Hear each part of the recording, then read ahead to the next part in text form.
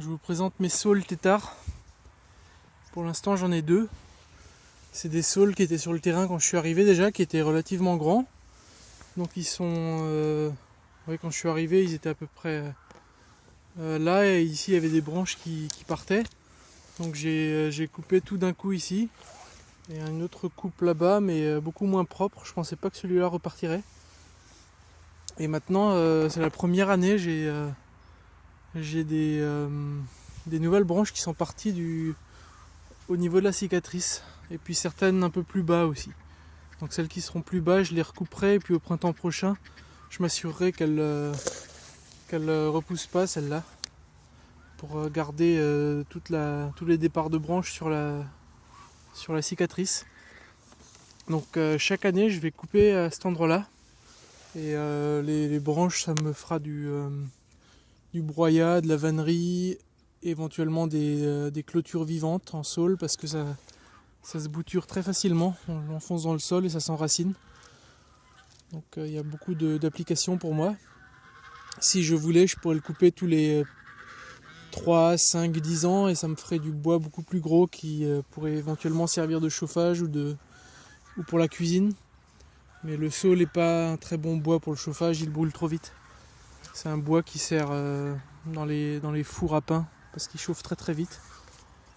Donc moi ça sera coupé tous les ans, et vous allez voir que ce bourrelet là il deviendra de plus en plus gros, il commencera à faire une tête.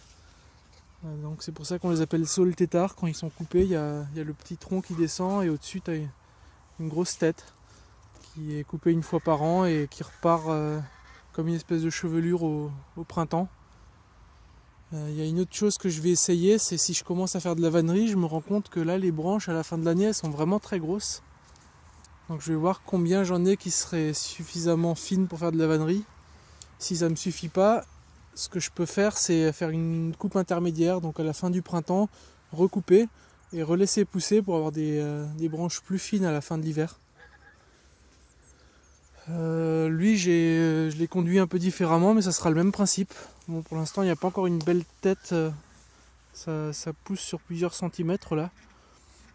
Donc je vais recouper bien net par ici, et puis je vais peut-être laisser les 10 cm de branches partir pour que ça fasse une tête qui sera un peu plus longue. Donc là j'ai une ou deux têtes aussi selon comment je taille ça. Là il faudra que je fasse une tête bien nette. Là, donc celui-là il aura 6 ou 7 têtes. Ça sera joli aussi. Faut voir aussi si les branches qui partent sur les côtés survivent ou pas, parce qu'apparemment ils ont déjà été taillés ou bouffés par quelque chose, et elles sont un peu en mauvais état en bas. Donc là c'est pour les saules têtards. Ça je crois que ça doit être des saules de vannier ou des saules blancs, et j'en ai replanté 2 ou 3 en arrivant. Donc ça c'est celui qui a 2 ans maintenant, et lui aussi je vais les laisser pousser encore d'1 mètre ou 2 avant de commencer à couper. Comme ça j'aurai le temps de voir aussi ce que donnent les autres, et qu'est-ce qui marche le mieux comme manière de mener les têtards. Je pense qu'avec plusieurs têtes et plusieurs troncs ça sera très joli aussi. En quantité de bois, je suis pas sûr que ça fasse une grosse différence. L'important c'est la quantité de racines qui restent dans le sol.